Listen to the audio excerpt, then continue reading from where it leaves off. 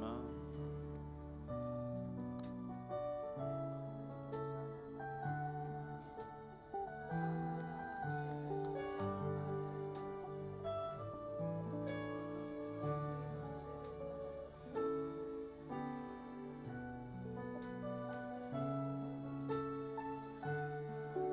Dans sa présence, dans sa présence.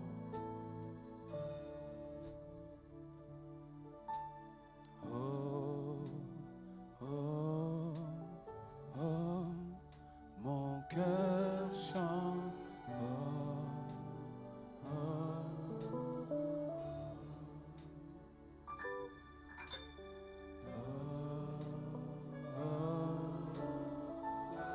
mon cœur.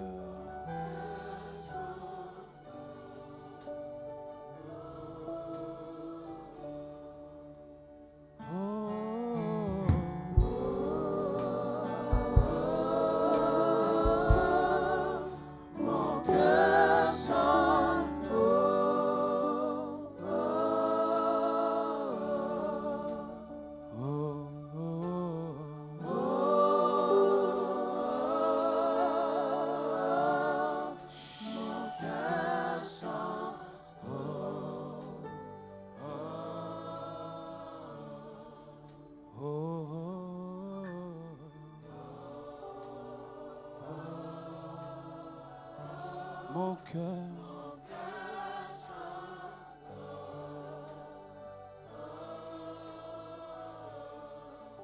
Oh,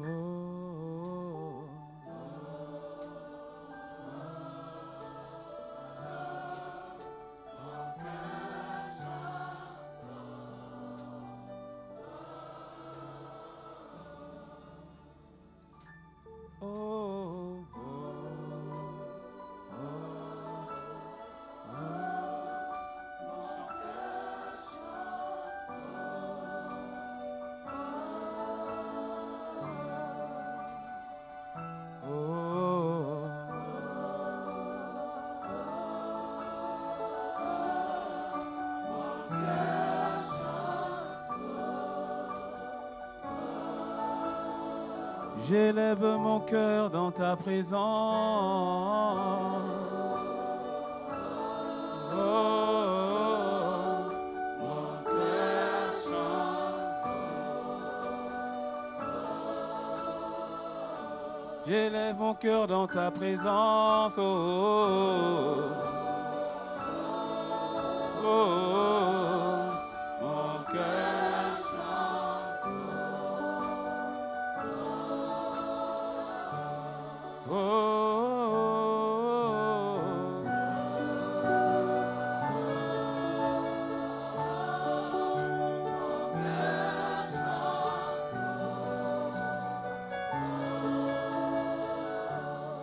ah, ah, ah,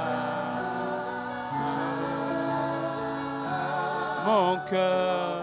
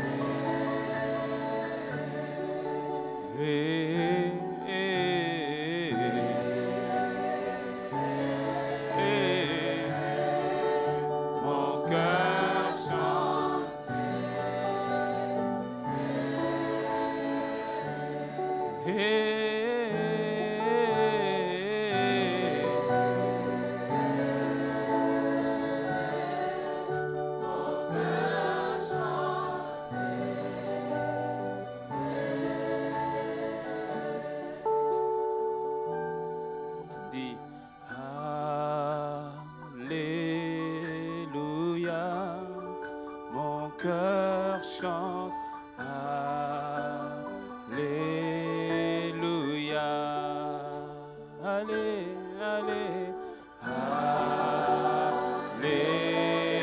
Alléluia, mon cœur chante. Alléluia, allez, allez, alléluia. Alléluia, mon cœur chante. Alléluia.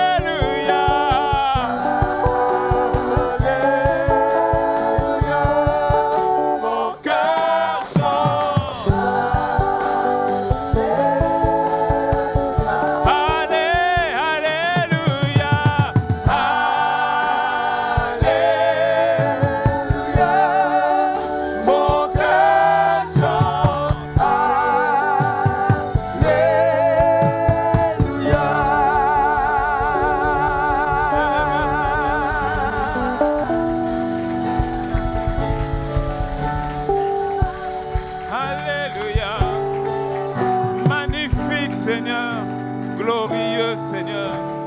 Reçois l'honneur, reçois la magnificence, reçois la gloire, reçois les acclamations des saints. Mon cœur chante, mon cœur témoignera, notre Dieu, notre Roi.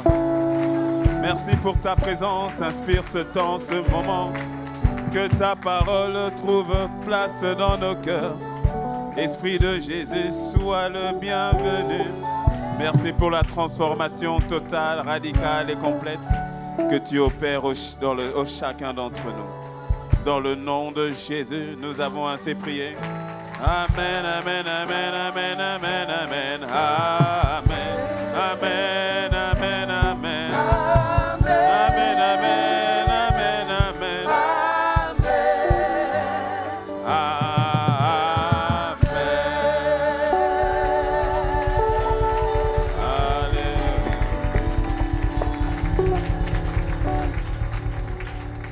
dans le nom de Jésus, amen, amen. Encore une fois, bienvenue à Impact Centre Chrétien Cotonou, bienvenue aux personnes qui nous suivent en direct ou en différé. Avant de t'asseoir, je veux que tu ailles saluer 5 personnes que tu ne connais pas. 5 personnes que tu ne connais pas. Que tu ailles saluer. Beaucoup de personnes attendent qu'on vienne te saluer. Quand est-ce qu'un jour tu vas toi-même aller vers les gens?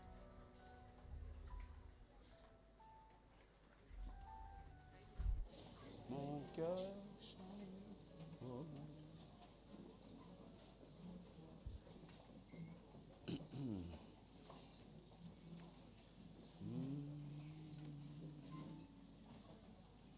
Amen, amen.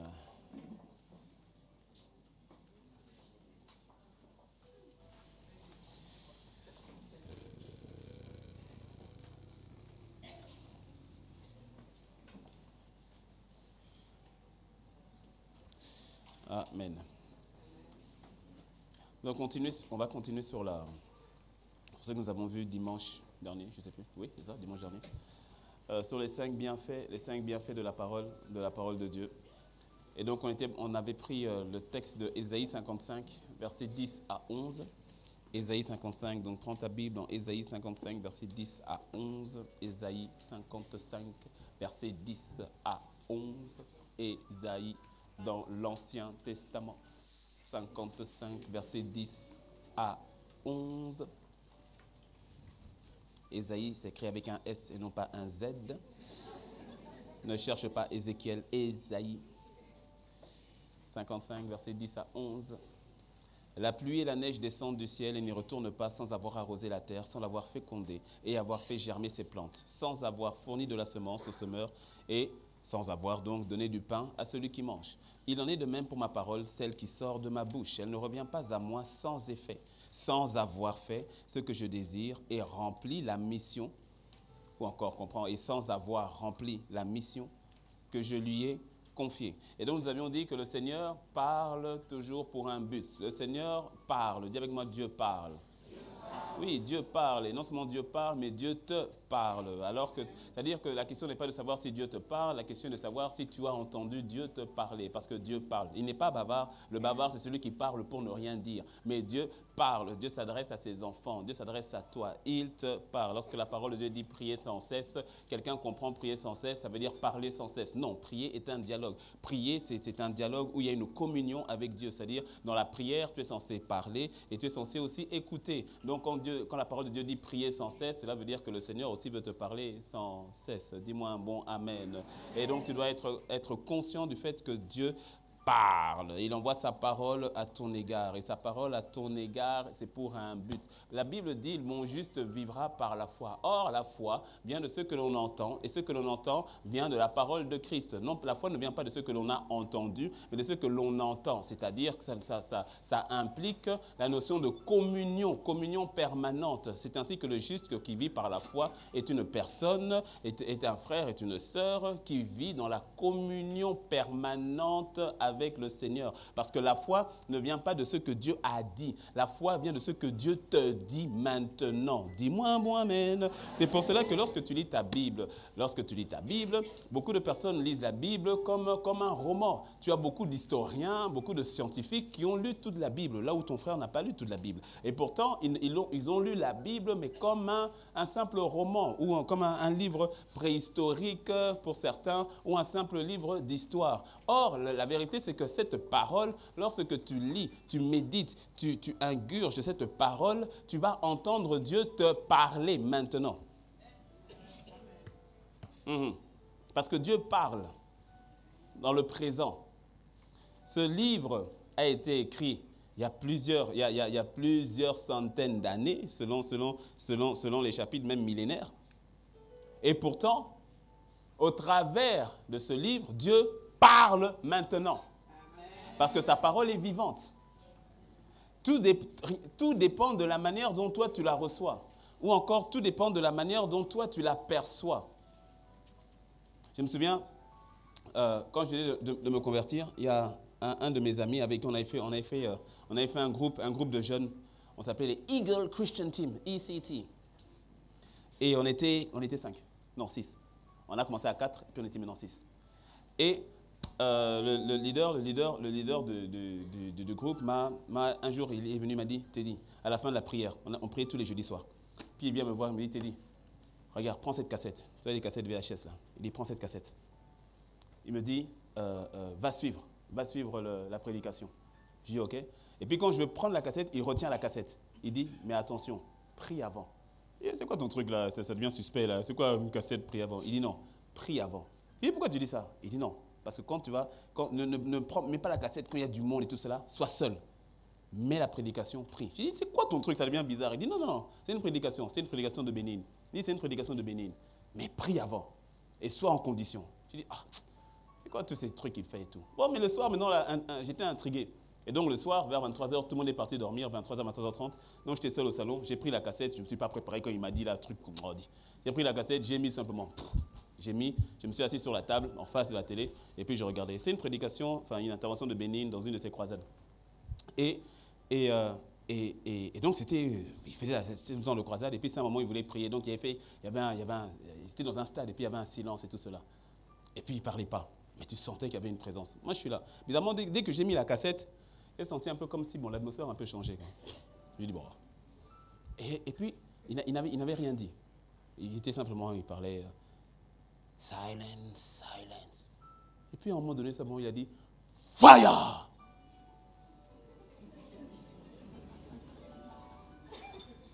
Là où j'étais, j'ai reçu une décharge électrique. Alors, ça m'a surpris. Et je voulais dire, je voulais m'exprimer. Je dis, mais qu'est-ce qui se passe? Et quand je vais m'exprimer, j'arrive plus à parler en français. Je veux parler en français. J'arrive plus à parler. Je n'arrive qu'à parler en langue.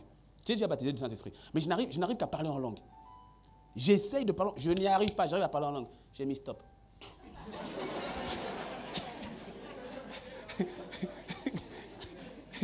J'ai mis stop. J'ai dit, je comprends pourquoi il me disait que, prépare-toi d'abord. J'ai mis stop. Pourquoi? Et parce que tu vois, la campagne d'évangélisation s'était faite, c'était 8 mois ou 1 an avant. Mais la parole est vivante. Est-ce que tu me suis? Sa parole, elle, est vivante. Elle est vivante. C'est pour cela, un texte qui a été écrit des centaines d'années, des milliers d'années, mais quand tu le lis, et que surtout tu as la disposition du cœur, ce texte écrit il y a des milliers d'années prend vie maintenant. La foi vient de ce que l'on entend. De ce que l'on entend. C'est ainsi que ta disposition de cœur par rapport à la parole fait toute la différence. Rappelle-toi ce que le pasteur Yvon a dit, le problème n'est pas dans la graine, c'est le cœur. La graine est parfaite. Sa parole est parfaite. Elle a toute la puissance qu'il faut. Ce qu'il dit dans sa parole s'accomplit. c'est maintenant ma capacité à moi de la recevoir, de l'entendre. Et c'est ce que nous avons vu dimanche dernier. Le fait d'être arrosé, c'est le fait d'être exposé à cette parole. C'est la plante qui est exposée à l'eau. Mais encore faut-il que l'eau absorbe les sels minéraux qui est un bénéfice de l'arrosage comme tel. Mais au moins, il faut déjà être exposé, entendre Dieu, entendre sa parole, ou rechercher sa parole, avoir accès à sa parole, de telle manière à s'exposer à celle-ci, et c'est indispensable. Et toute la capacité est dans sa parole. C'est l'attitude maintenant que nous avons. Sa parole est vivante. La foi vient de ce que l'on entend. De ce que l'on entend. Dans une prédication comme celle-ci, dimanche après dimanche, certaines personnes viennent avec une attitude de réceptivité. C'est ça, hein? C'est ça. Pas de réceptionniste. De réceptivité. Et cette attitude de cœur, fait que je suis prêt à recevoir. Cette attitude de cœur fait que je suis prêt à lambano. Cette attitude de lambano, c'est-à-dire à saisir, à capter. C'est ainsi que lorsque la parole est prêchée et que je suis en mode réceptif, ben je me prépare à la recevoir. Le frère n'était pas prêt à recevoir ce que je viens de lui envoyer. Mais maintenant, il se doute que je vais le lui renvoyer. Et donc, il va se mettre en position de réceptivité afin de recevoir ce que je lui ai envoyé. Ta position, lorsque la parole est prêchée, ta position, je ne parle pas de la position physique, je parle de la position au niveau de ton cœur, je parle de cette réceptivité. Permet à la parole de pouvoir accomplir et de libérer tout ce qui est contenu en elle. Dis-moi un bon amen. Oui. Le fait de s'exposer à celle-ci. D'où le fait tu vois, comment tu t'exposes à la parole. Lorsque tu prends le temps de te remplir, de te gaver, s'il faut utiliser le terme, de t'entourer, de te submerger dans sa parole. De te submerger, de te remplir de la parole révélée qui t'a été adressée. Pendant ton temps de prière, pendant ce que le Seigneur t'a dit, ce qu'il a mis dans ton cœur, ce que tu as reçu comme prophétie. Bref, sa parole, peu importe le moyen par lequel sa parole est arrivée, mais quand tu as discerné que c'était bel et bien sa parole, ton attitude vis-à-vis de celle-ci, ta réceptivité vis-à-vis de celle-ci fait toute la différence. Ça fait toute la différence. Dis-moi un bon amen. On avait vu donc que la parole arrose. Quand le Seigneur voit une situation sèche dans ta vie, il envoie sa parole pour t'arroser. Mais tu vas voir, lorsqu'on va voir dimanche prochain la troisième étape qu'elle fait, aujourd'hui on va voir la deuxième étape, c'est-à-dire elle arrose, et ensuite elle fait féconder, et ensuite elle fait germer les plantes. On va voir que la partie de germer les plantes, c'est lorsque ça porte du fruit. Et tu vas voir que lorsque ça porte du fruit, il y a une étape d'arrosage, et puis il y a une autre étape. Mais ça, on va voir ça dimanche prochain. Où tu ne dépends plus simplement que de l'arrosage. Au fait, tu es tellement entouré de sa présence que tu es constamment dans l'eau. On va voir ça dimanche prochain. Mais déjà, s'exposer à cette parole, s'exposer à ce qu'il te donne, à ce qu'il te dit. Et le Seigneur te donne toujours une parole en chaque saison. Oui. Pour chaque saison de ta vie, une parole t'a été préparée.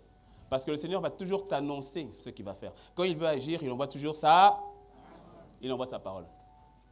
Et donc, plus tu te nourris de sa parole, plus tu as du contenu, plus tu as du logos au-dedans de toi, dans lequel le Seigneur peut maintenant puiser pour ta propre vie et te donner le réma nécessaire. Plus tu te remplis du logos de telenovelas.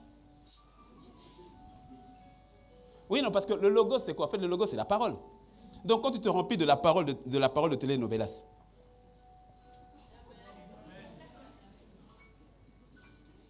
si ceci était une éponge, je prends cette éponge et que je mets dans un liquide quelconque et que je ressorte, suppose que c'est une éponge, et que je ressorte, tu ne verras pas forcément de ce liquide-là. Mais si tu veux savoir, mais tu vas voir que l'éponge a grossi. Donc ça veut dire que c'est imbibé d'un certain liquide. Mais si tu veux savoir de quel liquide c'est imbibé, il faut juste que je le presse. Et quand je le presse, ce qui en sort te détermine son contenu. Tu me suis? Lorsque tu es rempli de son logos, de sa parole, quand la pression vient et ça te presse, ce qui en sort, c'est sa parole. Dis-moi un bon amen. Mais, quand tu es rempli des telenovelas, quand tu es rempli des paroles de la compagnie des moqueurs et des calomniateurs, quand on te presse, ce qui en sort, hein, toi-même tu sais.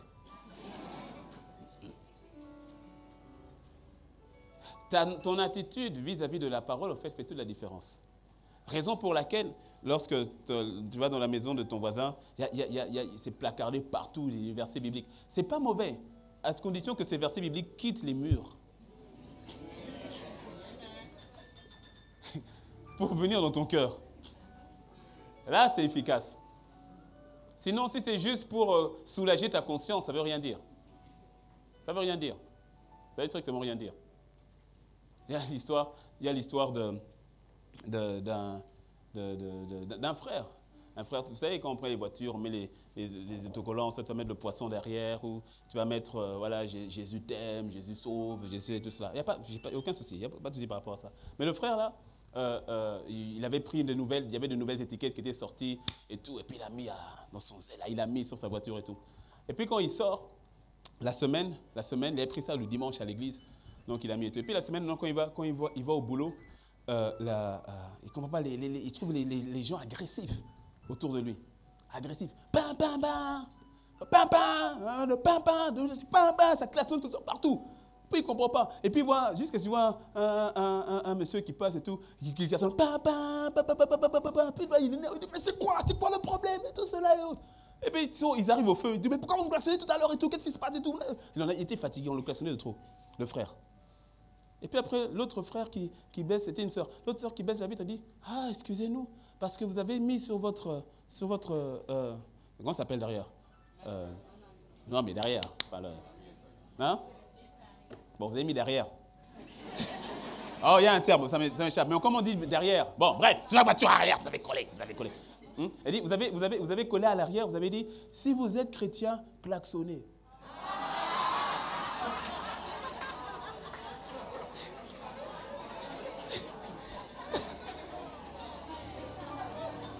Oui, donc,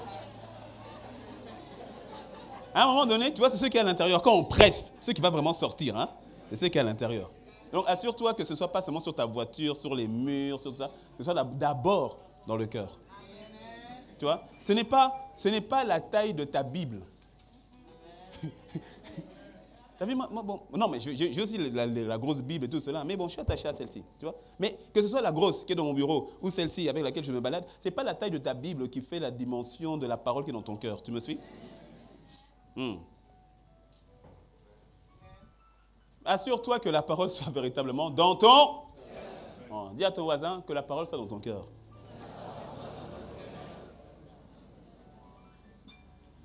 Et c'est ce que nous sommes en train de voir. Je suis en train de faire la transition par rapport à l'étape de la fécondation. C'est-à-dire quand cette parole, non seulement elle nous a arrosés, c'est-à-dire on s'est exposé à celle-ci, on l'a entendue. Et maintenant, il ne suffit pas simplement de l'entendre, mais il faut surtout la recevoir. Rappelle-toi maintenant de l'histoire de Marie. Dans Luc 1, l'histoire de Marie, je te dis l'histoire rapidement, c'est dans Luc 1, du verset 34 au verset 38, où l'ange apparaît à Marie et lui dit ce qui va lui arriver. Il lui annonce en l'occurrence qu'elle sera enceinte, qu'elle aura un enfant, elle devra l'appeler Jésus, ce sera Emmanuel, le fils du Très-Haut, tout ça. Et Marie elle dit, mais moi, comment cela va se faire? Parce que je ne connais point d'homme. Et l'ange continue en lui disant, écoute, le Saint-Esprit viendra sur toi et la puissance du Très-Haut te couvrira de son ombre. C'est pourquoi le Saint-Enfant qui naîtra de toi sera appelé Fils de Dieu. Temps mort. Faut vraiment, parce que toi et moi, nous connaissons l'histoire. Mais revenons mets-toi à la place de Marie. Elle dit que, comment est-ce que je peux avoir un bébé? Parce que je suis vierge. Je ne connais point d'homme. Comment aurais-je un bébé? Donc, quand tu poses une question comme ça, c'est que tu t'attends. Non, faut que tu comprennes. Toi, tu connais la fin de l'histoire. Mets-toi à la place de Marie. Tu t'attends à ce qu'ils te disent vers quel géniteur aller. Toi-même. Ils disent, non, et peut-être qu'elle va te dire, tu vas te marier avec Joseph, et ensuite vous allez avoir l'enfant. Ça attend une réponse classique. Tu me suis? Et l'ange dit, non, le Saint-Esprit. C'est qui le Saint-Esprit? Toi et moi, on connaît. Marie. Le Saint-Esprit. Qui ça? Le Saint-Esprit. Il viendra sur toi. Son nom va te couvrir. Et puis tu deviendras enceinte. Ah bon? Et cet enfant-là, ben, ce sera le Fils de Dieu. Ah bon? Non mais, mets-toi à la place de Marie. C'est facile de lire l'histoire quand on connaît la fin. Mais s'il faut lire en live, tu vois, la vivre en live, tu vas dire, cette parole-là, comme c'est le cas dans la vie de quelqu'un, Dieu t'a dit, tu dis,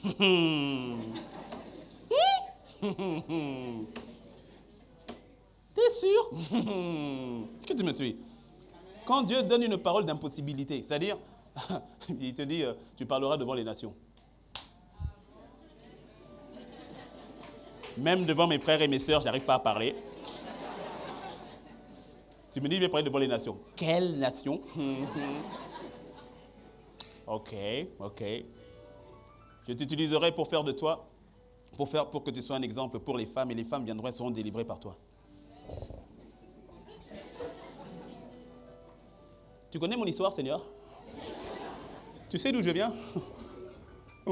T'as pas vu, regarde moi-même dans la situation où je suis actuellement. Je suis encore broke, un peu démantelé, un peu disloqué. Moi-même, je boite. T'as pas vu les boitages, là? Je boite. Et puis, je t'utiliserai de manière à ce que tu puisses financer le royaume de Dieu.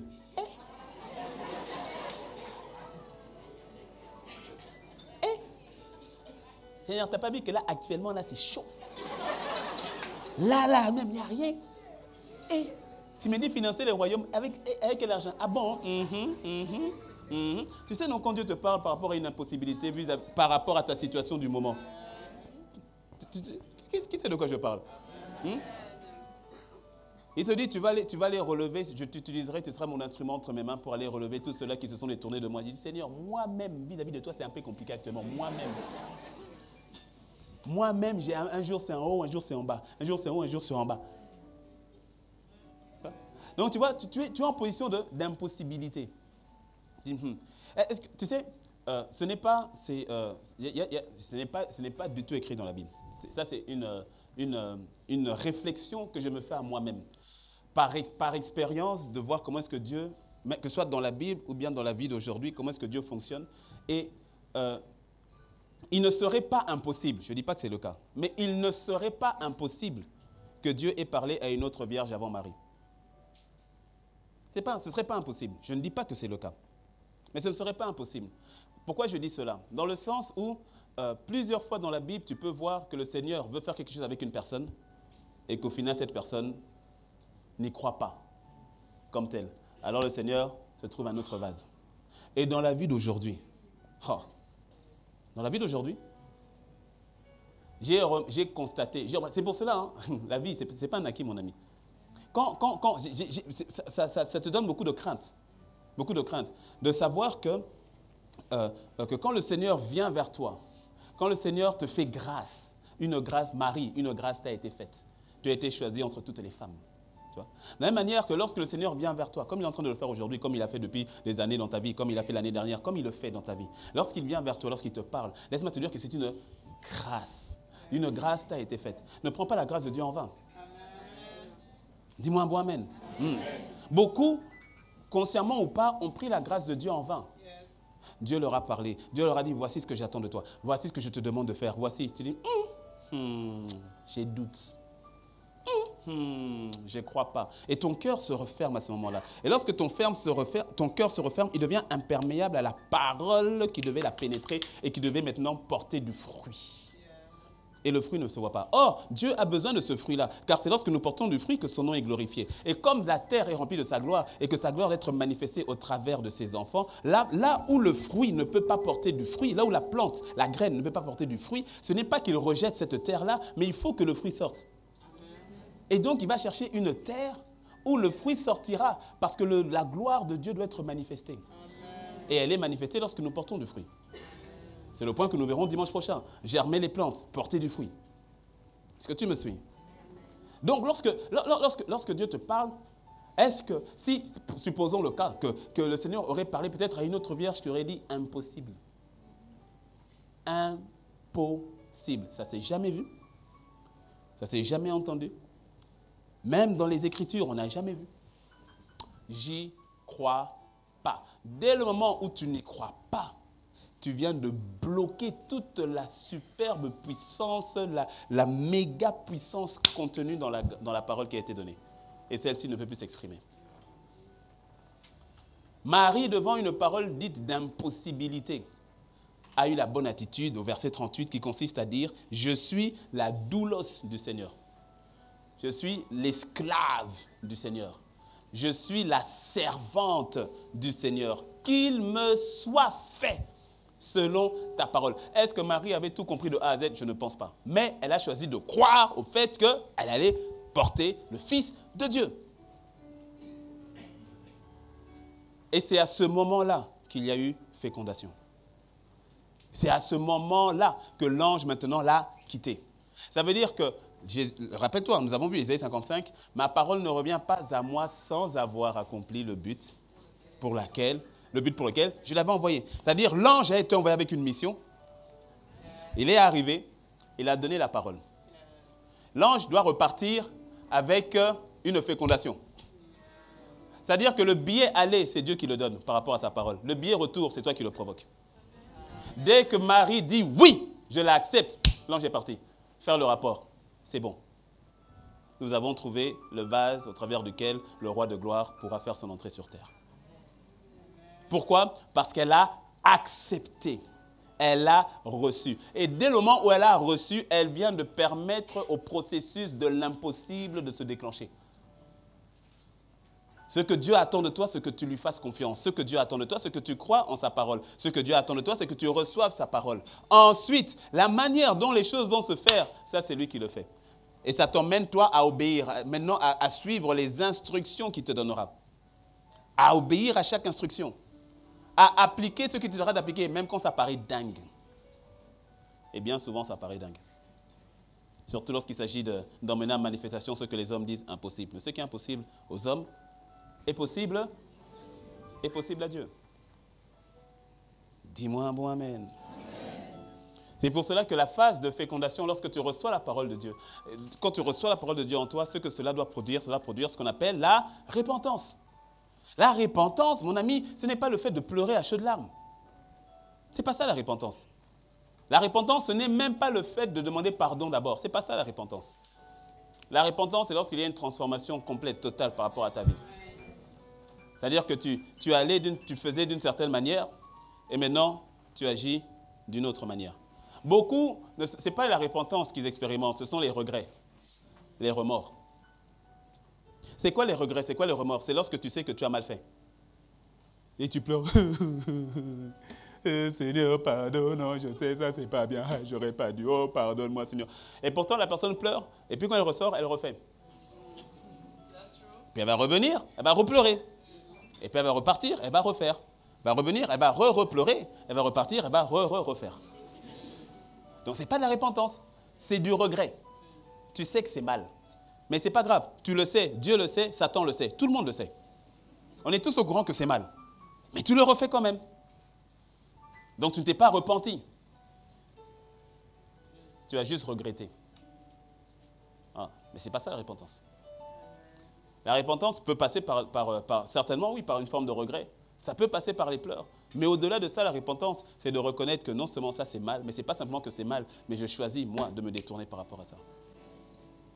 Je choisis de laisser tomber cette vie-là. Je choisis de laisser tomber cette action-là. Je choisis de laisser tomber ce point-là, ce péché-là, ou bien cette attitude-là. Je choisis de laisser tomber pour penser autrement. La repentance, c'est lorsque j'ai toujours tendance à questionner Dieu, à mettre Dieu en doute. Dieu parle, je doute. Dieu parle, je vais toujours discuter ce que Dieu va dire. Année de quoi? C'est quoi cette année? Ils ont dit quoi? Accélération?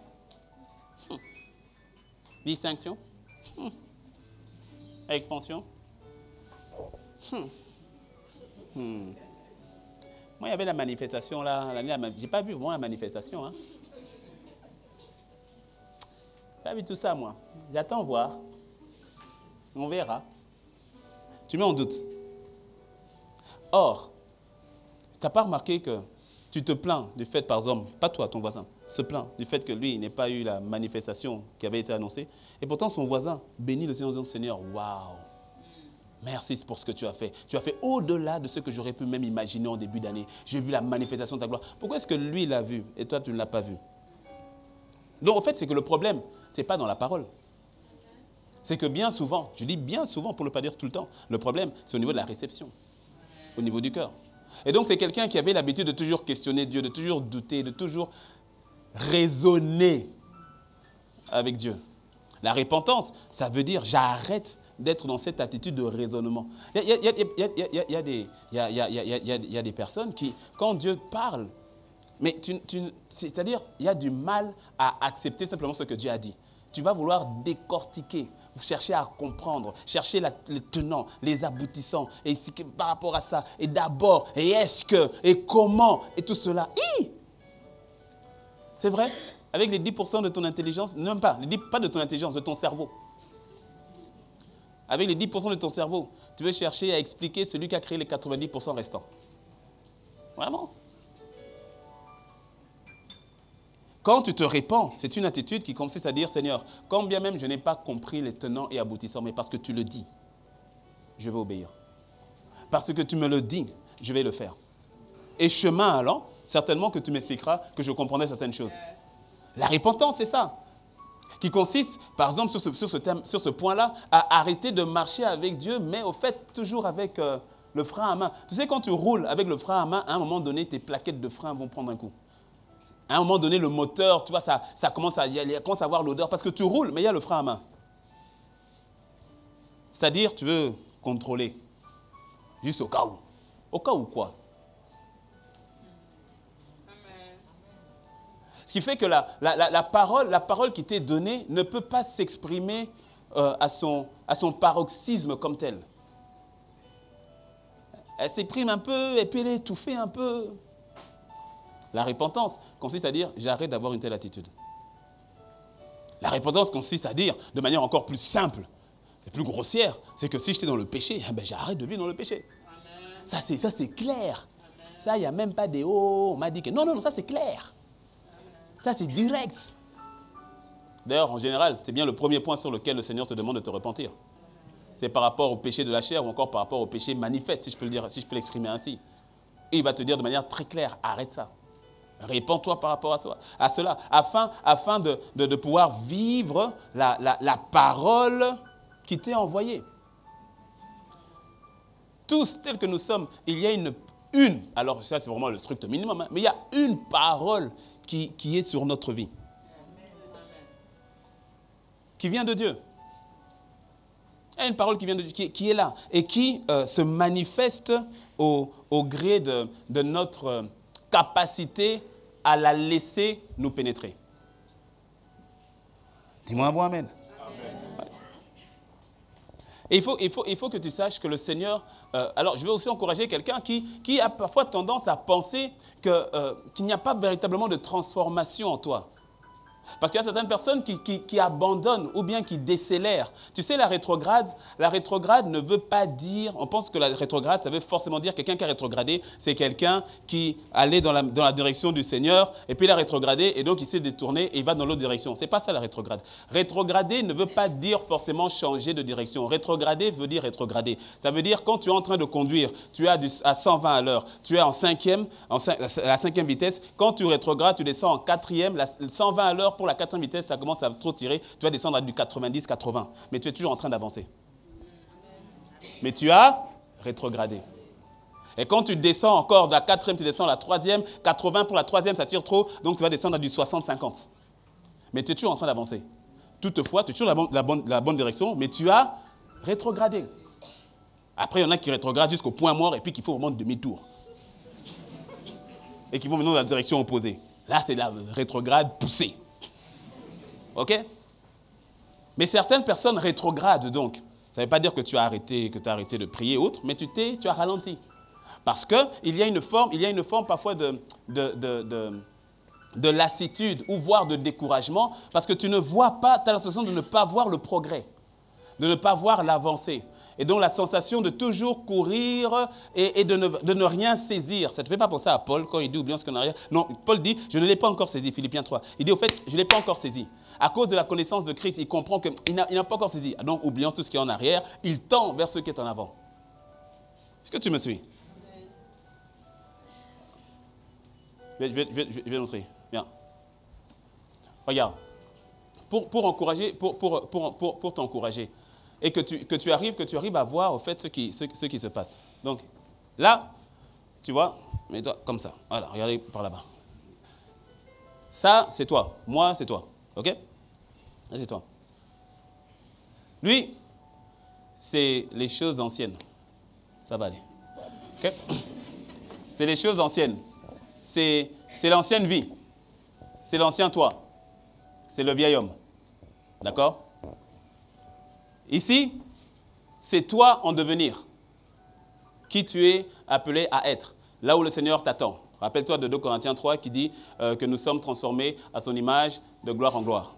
D'accord? Donc c'est là où tu dois être, comme tel. Avance un peu en avant. Voilà.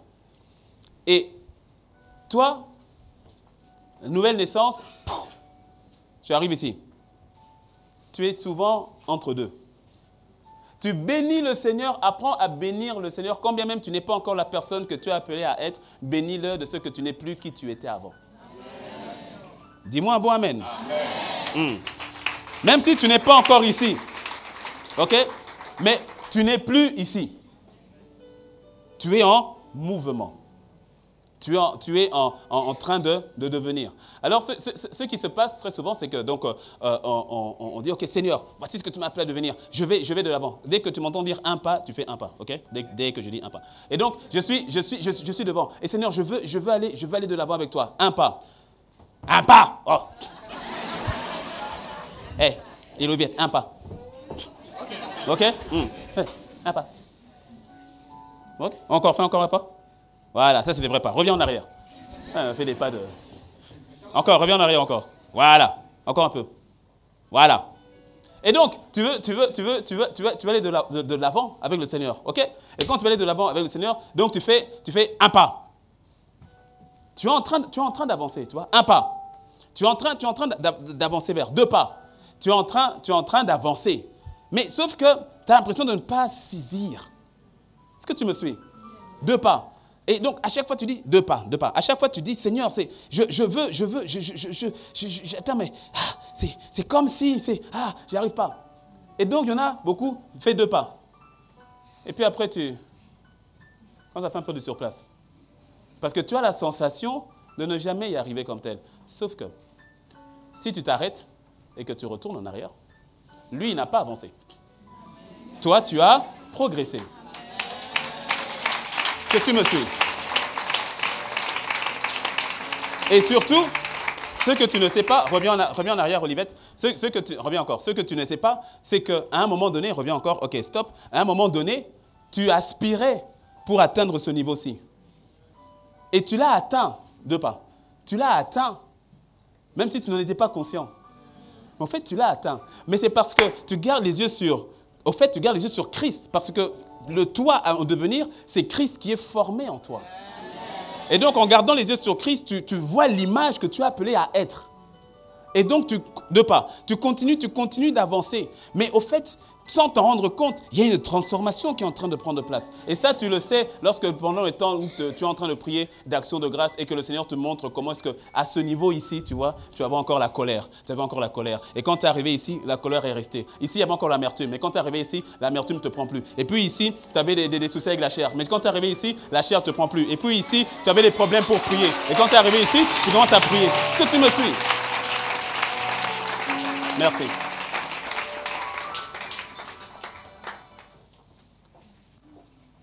C'est pour cela que souvent le Seigneur parle de la notion de persévérance.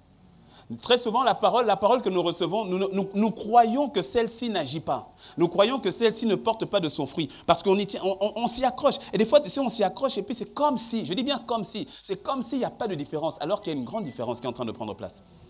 Je donnais souvent ce témoignage la première fois où j'ai planté des arachides sous terre. J'ai planté des arachides sous terre, j'avais 7 ans, 8 ans, j'avais 8 ans. J'ai planté dans le jardin des arachides sous terre. Et quand j'ai planté, je revenais dès le lendemain, en espérant déjà voir. J'ai arrosé et tout, rien. 2 jours, rien. 3 jours, rien. Ah, j'étais impatient. J'ai dit, mais ça ne change pas. J'ai dit, mais il n'y a rien. Et qu'est-ce que j'ai fait, comme tout enfant? J'ai déterré. Au bout de 3 jours. Et quelle ne fut pas ma surprise quand j'ai déterré au bout de 3 jours de voir que les graines que j'avais plantées n'étaient plus identiques. Elles avaient déjà laissé pousser des racines. Mais de l'extérieur, je ne voyais rien. Et pourtant, transformation dans le sous-sol, il y avait déjà. C'est ce qui se passe. C'est ce qui se passe au niveau de la parole. Lorsque la parole est fécondée, lorsque la parole est fécondée, tu ne vois pas forcément les choses, mais c'est déjà fait.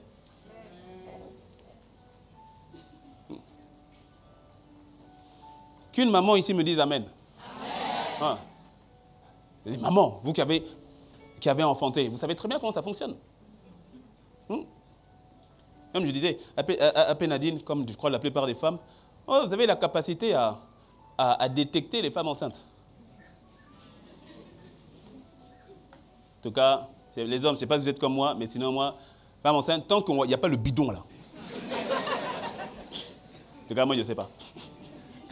Oui, mais des fois on peut être comme ça et tout, on est en groupe et tout ça, et puis quand on termine dans la voiture, et puis on dit, ah, t'as vu la soeur là? Elle est enceinte. Elle est enceinte de où?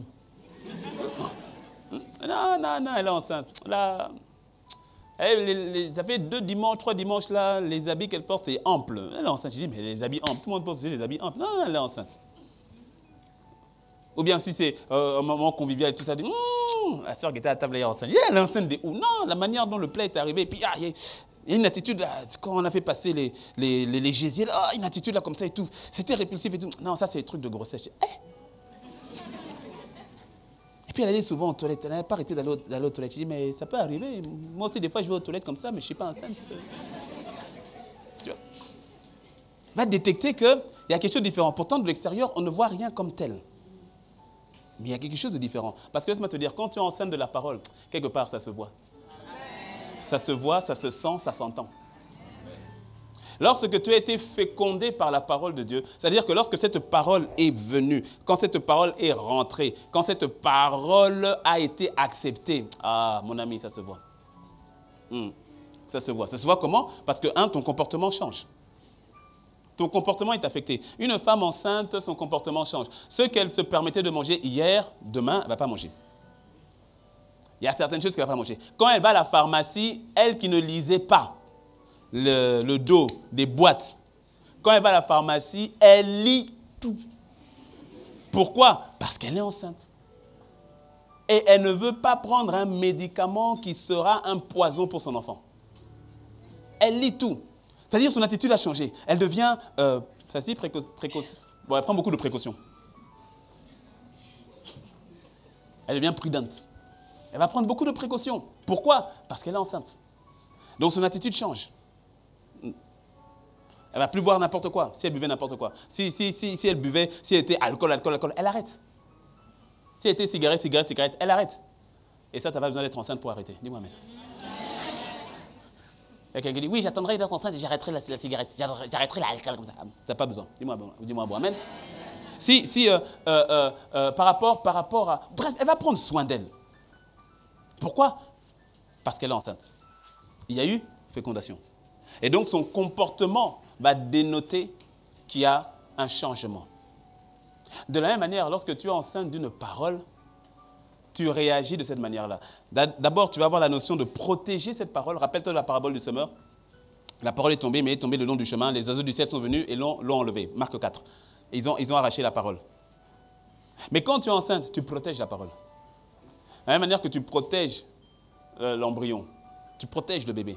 Tu gardes la parole. Et parce que tu gardes la parole, cela se voit dans ton attitude. Tu ne permets pas ni à qui que ce soit, ni à quoi que ce soit, de venir te voler la parole.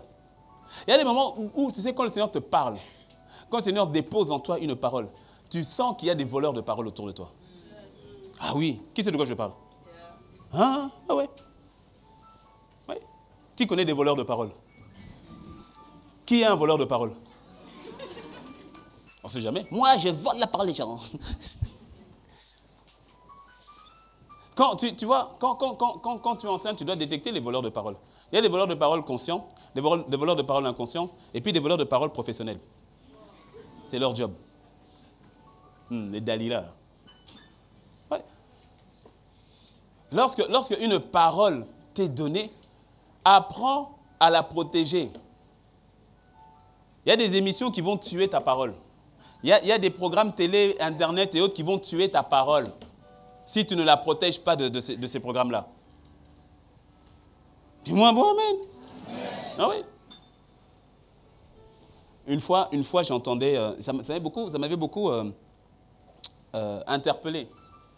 La femme d'un prophète qui disait, tu sais, pasteur te dit, moi j'ai arrêté de regarder les informations, les nouvelles à la télé. Je dis, ah bon, pourquoi? Il me dit, mais parce qu'en fait, je prie tellement pour les nations. Je prie tellement pour, le Seigneur m'amène tellement à prier pour les pays, à prier pour les nations, comme tel, qu'à force de regarder toujours les mauvaises nouvelles à la télé, ça a commencé à combattre ma foi par rapport aux prières que moi je fais pour les pays là dont on dit ça ne va pas. J'ai dit, waouh. Ça, c'est quelqu'un qui protège la parole que Dieu lui a confiée. Dieu lui confie la parole, lui confie une parole pour je ne sais pas moi, je donne un pays. Pour un pays, on ne va pas citer de pays. Et en même temps, à la télé, on dit « Ah, ravage dans le pays, ah, typhon dans le pays est totalement ravagé et tout cela. » On va te donner que de mauvaises nouvelles. Or, elle reçoit de bonnes nouvelles, des paroles de foi par rapport à ce pays. Elle a préféré se protéger de mauvaises nouvelles. Est-ce que tu me suis? Là, c'est quelqu'un qui a discerné un voleur ou un destructeur de paroles la concernant. Tu dois discerner aussi les destructeurs de paroles te concernant. Tu dois les discerner. Que ce soit une activité, que ce soit une personne, ou que ce soit tes propres pensées. Pourquoi? Parce que tu dois protéger. Parce que tu as remarqué, j'en parlais avec Apénadine, de cette maladie-là, quand tu es enceinte, et le corps attaque le bébé. Comment ça s'appelle déjà? Quand tu es enceinte, mais c'est ton propre corps. Qui ça? Préclampsie. Bon, si là. Et qui fait que tu es enceinte et ton corps, en fait le bébé, ton corps reconnaît le bébé comme un ennemi au fait. Hein? C'est ça non? Les docteurs, c'est ça, hein? Voilà. Et donc ton corps commence à attaquer ton bébé. Ah. C'est démoniaque hein, cette maladie-là. De toute façon, toute maladie a une source démoniaque. Donc, est-ce que tu me suis? Ça veut dire que tu dois aussi détecter quand c'est toi-même, tes propres pensées ou tes propres mauvaises habitudes qui viennent attaquer la parole que Dieu a mise en toi. Et tu dois donc, des fois, tu dois protéger la parole de Dieu de toi-même. Donc tu dois pas te tuer, mais tu dois tuer le vieil homme là, ou tu dois le crucifier bien même. Tu dis, toi, tu n'es pas bien sur la croix, ta main bouge trop, mais remets ta main. Pa, pa, pa. Voilà, 2 mains là, comme ça, bouge plus. Non, il y a des fois où tu dois assommer le vieil homme, parce qu'il est peut-être crucifié, mais il continue à parler. Non, tu n'y arriveras pas, c'est pas possible. D'ailleurs, tu n'es qu'un impuni, que jamais tu ne changeras. Boum, KO, tais-toi. Tu dois protéger, tu dois, comme une femme enceinte, tu dois de protéger la semence que tu as acceptée. Que tu as acceptée. Parce que, mon ami, déjà que, bien souvent, pour accepter ce que Dieu a dit, ça n'a pas été aisé, ça n'a pas été facile. Alors, à raison de plus pour l'accepter. C'est comme une femme enceinte qui recherche un enfant depuis longtemps, depuis des années. Je te promets que quand le bébé arrive, vous allez la chercher. Vous n'allez pas la trouver. C'est-à-dire, si je dois disparaître, je disparais. Mais là, 9 mois de focalisation. Ça se dit focalisation? De focus. Ça se dit? De focalisation sur le bébé. Surtout quand ça a pris du temps. Et qu'enfin, ça y est. Ah non. Il ne faut pas me chercher. Non. Chaque chose en son temps. Est-ce que tu me suis? Quand tu as reçu une parole, quand tu as reçu cette parole, tu la gardes, tu la protèges et ça va se voir dans ton attitude. Ça va se voir dans ton attitude. Certaines personnes ne comprennent pas, oui, mais pourquoi est-ce que pourquoi tu prends un temps de retrait comme ça? Pourquoi tu cherches Dieu comme ça? Pourquoi tu es si strict avec toi-même comme cela? Mon ami, on n'a peut-être pas la même semence. Tu vois, non? On n'a peut-être pas la même semence. Donc à partir de là, à partir de là, chacun se gère avec sa semence. Donc toi, tu juges ta semence, moi je juge la mienne, mais en ce qui concerne ma semence, et je ne vais pas l'exposer comme ça à qui veut.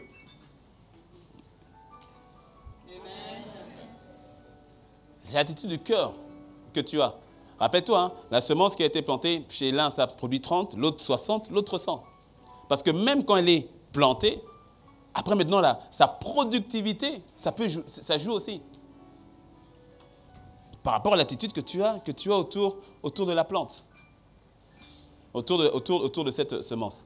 Donc une personne qui est fécondée, cela se voit dans son comportement. Il n'y a plus le comportement de... Tu vois une personne qui est fécondée, dans son comportement, tu verras. Là où c'était toujours l'attitude de dépression, de tristesse. Ah non, moi, ça ne va pas. Ah, la vie difficile. Oh, vous savez, hein, oh, rien ne change. Ah, nous, là, on est seulement venus accompagner les gens. Mais fais-moi une mélodie de tristesse. Fais-moi un blues. Mais c'est pas un vrai blues. Tu sais faire le blues? Ouais, fais-moi un blues. Et puis tu sais, ceux qui constamment sont là, en train de... Tu peux les voir avec leur verre de béninoise.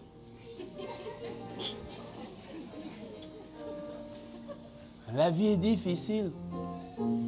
Seigneur, pourquoi je suis né?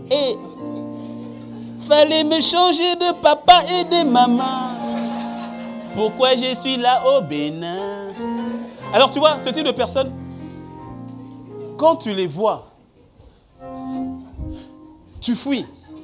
Tu sais pourquoi? Écoute mon frère, c'est pas... Ils vont tuer la sémence.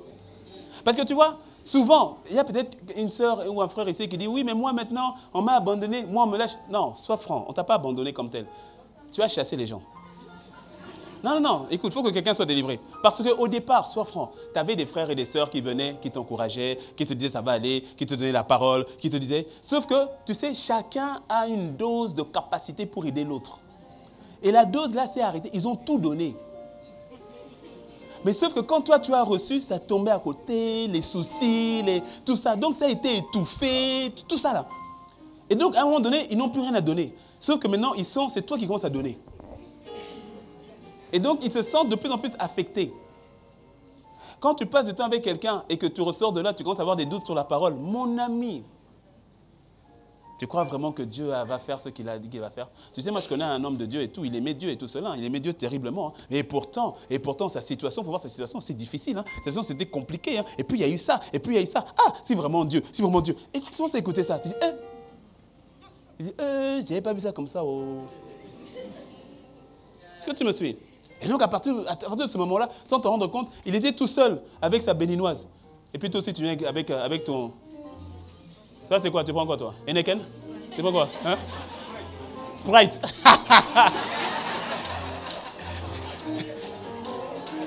Et puis, vous êtes là tous les deux. Il dit, hey, BMW ou? Ouais. Hey. Là, tous les deux, ils disent, vraiment, la vie, là, non. Hey, Dieu, là, non, c'est compliqué. Tu dois détecter. Tu dois les détecter. Ces gens-là, il faut les détecter. Détecte-les. Qui auront tendance à intoxiquer ta semence. Des fois, ils ne le font pas exprès. D'autres le font exprès, comme Eliab. Par jalousie, ils ont des motifs, des motivations. Eliab qui voit David. David qui dit, je vais aller combattre ce géant. Eliab lui dit, tu te prends pour qui? Qui crois-tu être? La vie te posera toujours la question, qui est-ce que tu crois être? Qui crois-tu être? Tu te prends pour qui? Je vais te dire qui tu es. Tu es un gardien de chèvres. À qui as-tu laissé ce peu de brebis de l'autre côté? Va t'occuper des chèvres. Ici, c'est les grandes personnes. Je connais la malice de ton cœur. Retourne là-bas. Ah bon, Eliab, tu me connais d'où? C'est pas parce que tu es mon grand frère que tu me connais. Tu sais, tu savais que moi, je combattais les ours dans la brousse? Ah, tu dis me connaître. Tu savais que moi, je me battais contre les lions dans la brousse? Ah, tu dis me connaître. Tu sais les cantiques que j'ai composés pour Dieu dans la brousse? Ah, tu dis me connaître. Tu sais comment est-ce que lorsque j'allais jouer pour le roi Saül et que le démon s'en allait, tu dis me connaître. Tu me connais d'où? Je connais la malice de ton cœur. Tu ne me connais pas. Alors, tu es le grand frère. Oui, c'est vrai, respect. Mais est-ce que j'ai mal parlé? Non, je n'ai pas mal parlé. Qu'est-ce que je fais? Je me détourne. Et David se détourna. Il devait protéger la semence, la parole qui était en lui. Il avait une parole qui dit qu'il faut enlever l'opprobre sur le peuple d'Israël, sur l'armée d'Israël. Est-ce que tu me suis? Il s'est détourné pour protéger la semence. Pour protéger la parole qui a été plantée en lui. Et tu voyais que David était enceint. Ou enceinte, si tu veux. En tout cas, David portait quelque chose en lui. Dans son attitude, tout le monde vient parler peur, impossibilité. Vous avez vu Goliath? Oh, il est énorme. Oh, il est grand. Oh, c'est un grand combattant. Oh, vous avez vu. David arrive, il dit, c'est quoi la récompense? Quelle est la récompense qu'il va donner à celui qui va terrasser ce minable-là? Il se prend pour qui pour venir insulter l'armée du Dieu vivant? Tu vois que David était enceinte d'une autre parole, d'une autre réalité. Et son comportement trahissait ceux qui étaient en lui. Lorsque tu es enceinte de la parole de Dieu, ton comportement va le trahir. Quand tout le monde est affolé, ton calme va trahir le contenu que tu transportes. Quand tout le monde est dans la peur, ta paix va trahir le contenu de la parole de Dieu que tu transportes. Ah. Quand tu es rempli de sa parole, ton comportement, ça se voit. Ça se voit. C'est ainsi que je disais au premier culte que tu ne peux... toi, quand tu es en Christ, tu es en Christ vraiment, tu es en Christ, soit en Christ ou ne le sois pas. Et surtout, en cette année de distinction, la distinction se marquera par ceux-là qui véritablement vont transpirer la parole de Dieu qui transporte. C'est-à-dire, on verra, la distinction sera tellement claire, où tu vois dans une même situation, deux langages différents. Parce que cela se voit par ton comportement et cela s'entend aussi par ton langage. Dans deux situations pareilles, tu vas voir deux comportements totalement opposés, deux langages totalement opposés. Tout le monde dit, hey, c'est fini pour nous. Et d'autres disent, non, l'opportunité est là. Là où les autres disaient, oh, on va mourir. Et ce sont des géants, ils vont nous tuer. Et tu as Caleb qui dit, montons, nous y serons vainqueurs. Amen. Les autres disent, fuyons. Lui, il dit, montons. L'ennemi est devant, fuyons. L'ennemi est devant, allons-y. Là, tu vois que Caleb était animé, comme Dieu l'a dit, d'un autre esprit. Il avait une autre parole dedans de lui. Il entendait un autre son. Quel son? Celui que Dieu avait déjà dit à Moïse. Allez dans le pays que je vous donne. Donc il a dit, si Dieu nous a donné, montons, nous y serons vainqueurs. Comment? Dieu sait, mais allons-y d'abord.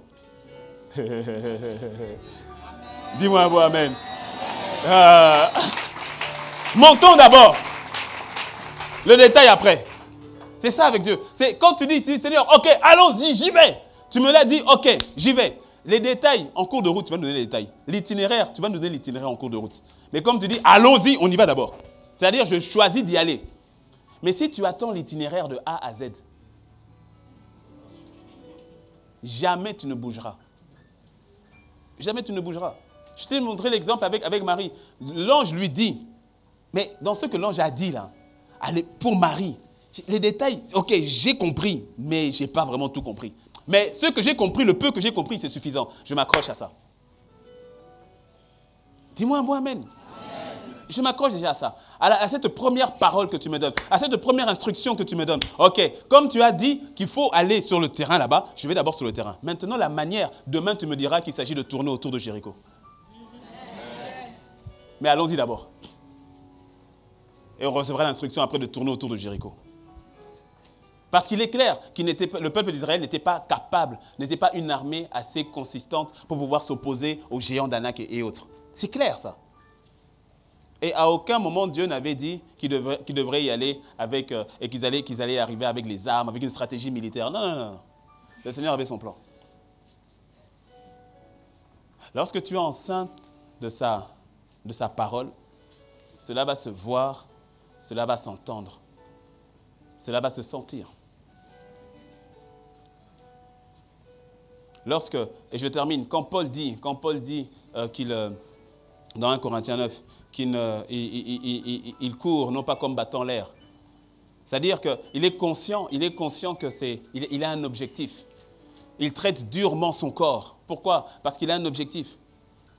Il est enceinte d'une parole, d'une destinée, d'une vision, d'un appel. Et cette parole-là, il la protège. Cette parole-là détermine en fait sa vie, sa manière de vivre, de se comporter. La Bible dit un peuple sans vision est un peuple sans frein. Ça veut dire que là où il n'y a pas de vision, ben, tu fais comme tu veux faire. Mais quand tu as une vision, quand tu as un objectif, ben, c'est ça qui emmène des contraintes. C'est ça qui t'emmène à avoir une certaine discipline. Parce qu'il y a un objectif. Manque d'objectif, pas de discipline. Aucune discipline. Donc tu fais comme bon te semble. Comme bon te semble. Raison pour laquelle je pense véritablement que le Seigneur permet que nous soyons dans certaines situations qui nous obligent à développer une discipline, qui nous obligent à nous ressaisir, qui nous obligent à le chercher, qui nous obligent à appliquer sa parole. Ah. Et d'ailleurs, c'est une grâce quand le Seigneur te maintient dans ce type de situation où tu es obligé de demeurer alerte. Tu es obligé de demeurer attaché à sa parole pour ne pas laisser la distraction, ne pas laisser après la fatigue et le découragement t'envahir. Est-ce que tu me suis? Et cette attitude-là va t'emmener, ou cette réalité-là va t'emmener à demeurer constamment sur sa parole, c'est-à-dire à demeurer constamment dans l'obéissance, à demeurer constamment agréable à lui. Sans la foi, il est impossible de lui être agréable. Or, la foi vient de ce que tu entends, et de ce que tu entends là, sans la parole, il est impossible de lui être agréable.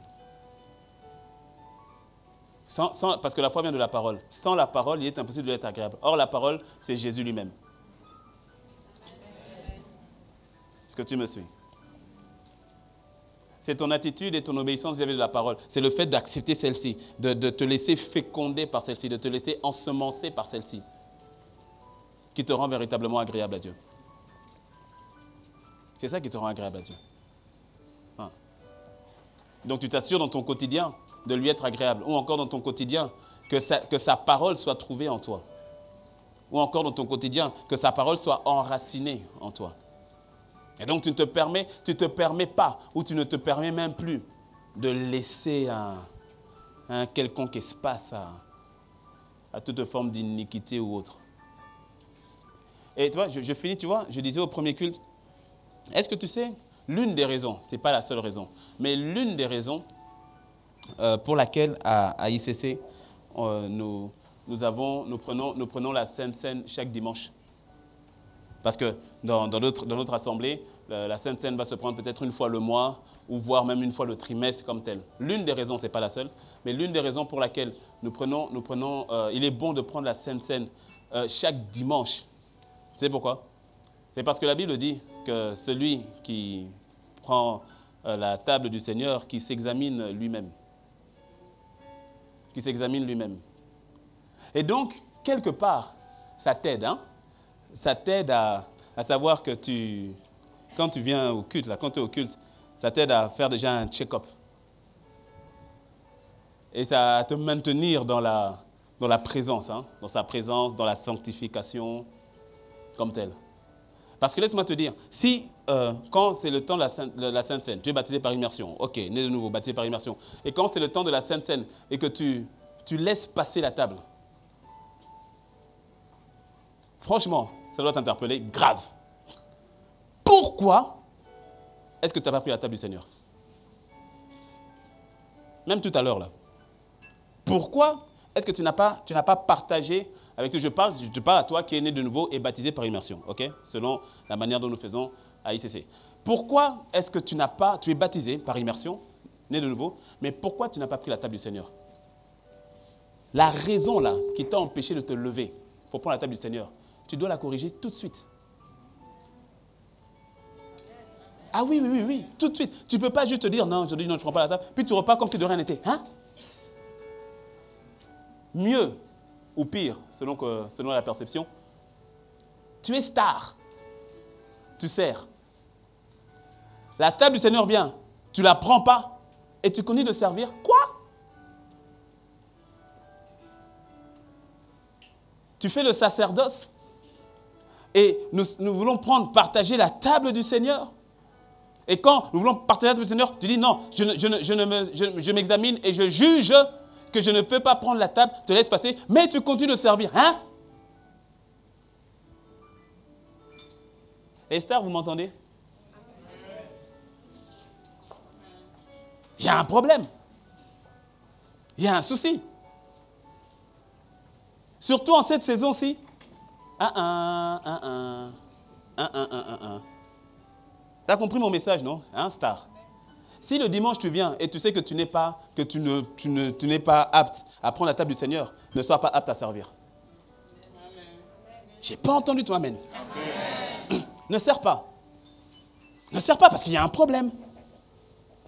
Comme dit la parole, si tu sais que lorsque tu veux donner ton offrande, tu sais que tu as un problème avec ton frère, qu'est-ce que la parole de Dieu dit? Dépose d'abord ton offrande. Va d'abord gérer le souci. Quand c'est géré, viens, redonne ton offrande. Hein? Oui, oui, oui, oui. Écoute, tu vois, par rapport à la table du Seigneur, l'Église grandissait sur la base de quatre piliers selon Actes. La parole, la prière, communion fraternelle, fraction du pain. Donc la fraction du pain fait partie au fait des piliers de la croissance et de la bonne santé de l'Église. Parce que lorsque nous communions autour de la table, cela dénote de la bonne santé spirituelle et fraternelle de l'Église. Car Paul dit, celui qui prend la table sans discerner le corps de Christ, c'est-à-dire sans discerner que mon frère et ma sœur qui est là et qui prend sans discerner, attire un jugement, rappelle-toi la notion du jugement, attire un jugement sur lui-même. Donc au fait, le fait de partager la table constamment ensemble maintient le corps, la communauté, l'Église en bonne santé. Donc si soit je prends la table sans discerner, ou bien je juge que je ne suis pas apte à prendre la table, il faut qu'il y ait une correction directe. Il faut qu'il y ait un ajustement direct. Dis-moi un bon amen. Amen.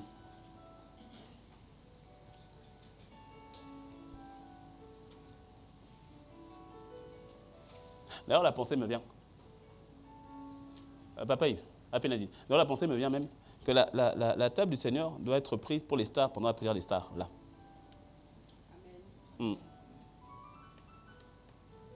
Pour tous ceux qui sont à la prière des stars. Et que la table du Seigneur soit prise là avant que vous commenciez le service. Pour ceux du matin, et puis la deuxième équipe qui vient à midi. Vous prenez la Sainte Seine là. Et quiconque ne prend pas la Sainte Seine là, ne sert pas.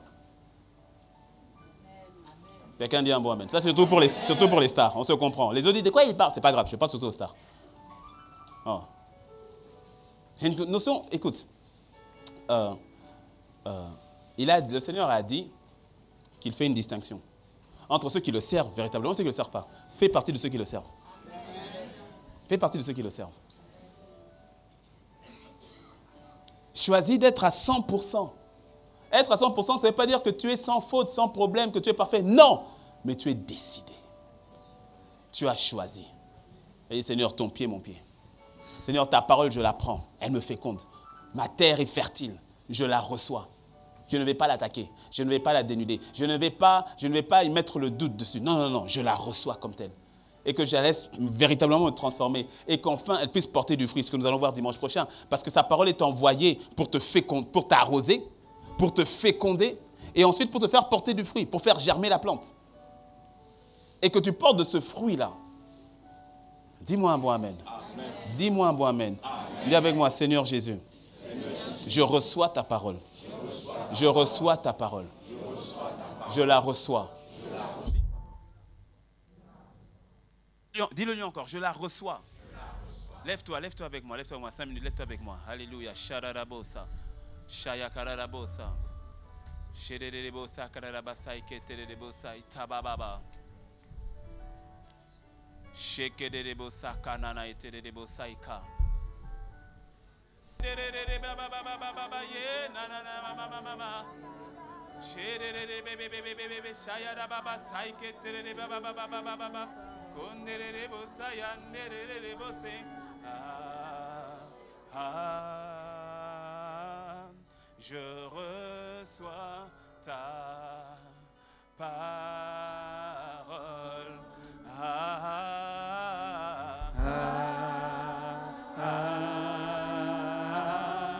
Je reçois ta parole. Que tu la reçoives dans ton cœur.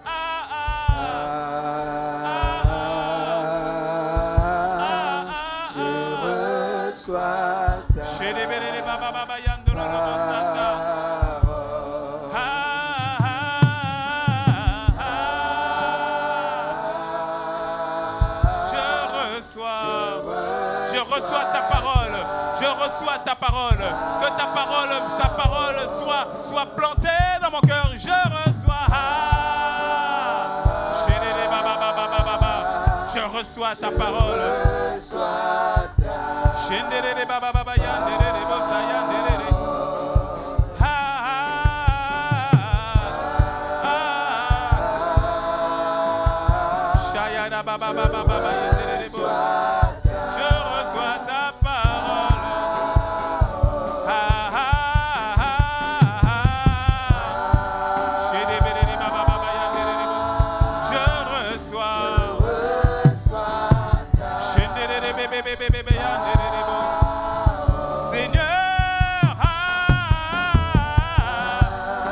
Je reçois ta parole.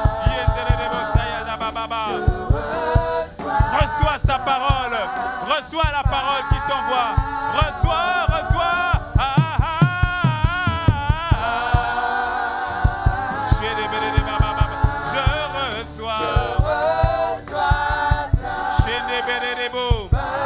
Sa parole de foi, sa parole de guérison, sa parole de consolation, sa parole de force, sa parole de paix, sa parole de joie.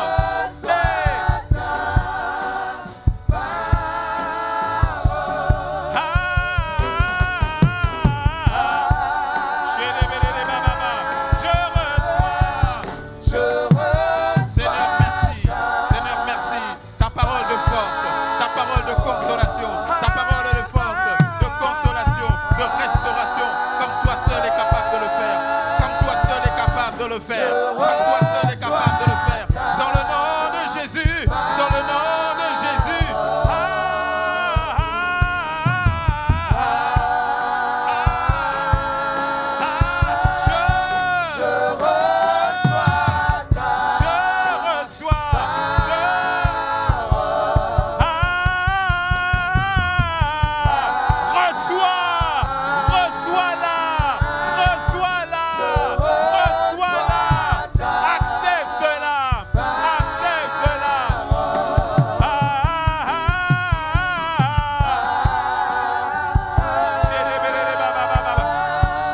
Je reçois Chez